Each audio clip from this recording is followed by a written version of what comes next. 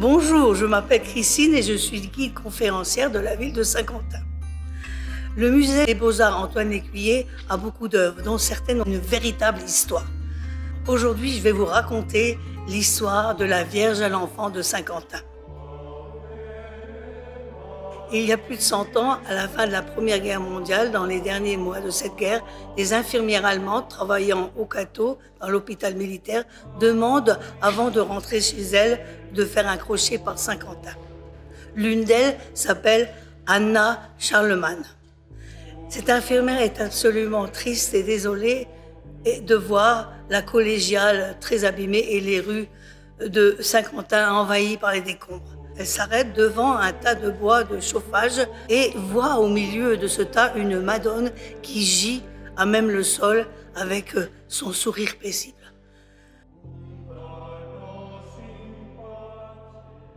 Après autorisation, elle emmène cette Vierge pour la sauver du feu. Elle rentre chez elle à Lunebourg, dans son pays natal, et là, elle va aller au musée de cette ville et y déposer son œuvre d'art, cette fameuse Vierge, et elle va être prise par le conservateur qui va la nommer la Vierge rhénane et la ranger dans les réserves. 39 ans passent. Une vieille dame, habillée en infirmière, demande à la direction du musée. Et là, elle dit qu'elle voudrait revoir cette Vierge qu'elle a ramenée de Saint-Quentin. Il ne connaît pas bien l'histoire, mais il est tout à fait d'accord pour reprendre contact avec Saint-Quentin. Le directeur, le conservateur, qui s'appelle Monsieur Kreuner. Il écrit donc une lettre au conservateur de Saint-Quentin, qui est Monsieur René Leclerc, et après une autorisation de l'État, qui est nécessaire pour sortir une œuvre des frontières, ils se retrouvent tous au mois de juillet 1957. Il remet l'œuvre à Monsieur Leclerc et elle redevient la petite Vierge de Saint-Quentin qu'on a aujourd'hui devant nous.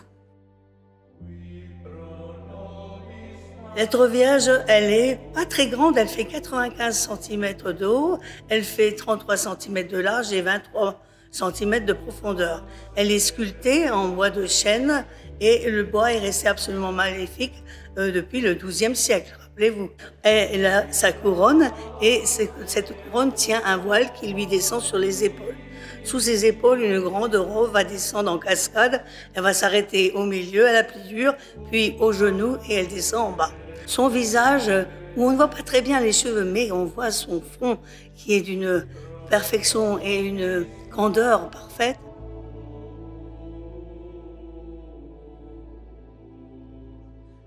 Alors on voit son petit nez mutin, la toute petite bouche souriante et le visage se termine par une sorte de manteau pointu, adorable, avec peut-être une fossette, on ne voit pas très bien.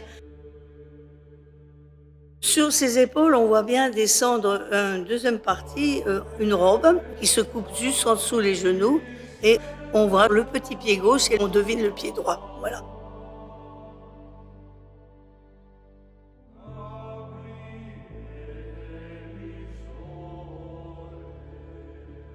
Elle tient son fils entièrement nu sur son genou gauche, mais il n'est pas assis, il est debout, tout à fait rare.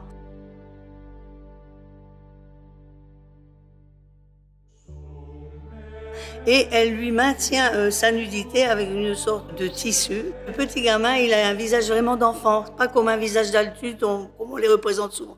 Avec le même sourire que sa maman, les mêmes yeux, mais il a des cheveux très très courts. Il a perdu ses mains, parce qu'il y a juste un petit peu de bras qui sortent, et la maman ne garde que son bras gauche qui enveloppe le Jésus, et le droit est malheureusement coupé aussi. Techniquement parlant, cette Vierge n'est pas entière, elle est creusée à l'intérieur. On y aperçoit des petits points peut-être de clous. On aperçoit également un crochet derrière qui a certainement servi à l'attacher. On voit aussi sur sa tête, au-dessus, une sorte de trou rond et on pense qu'elle devait avoir sa tête bloquée dans un endroit, peut-être dans une niche, on ne sait pas très bien. Sa couronne et sa position sur un trône désignent Marie comme la reine des cieux. On la désigne aussi comme la mère de Jésus, celle par qui s'accomplit le mystère de l'incarnation divine au cœur de la religion catholique.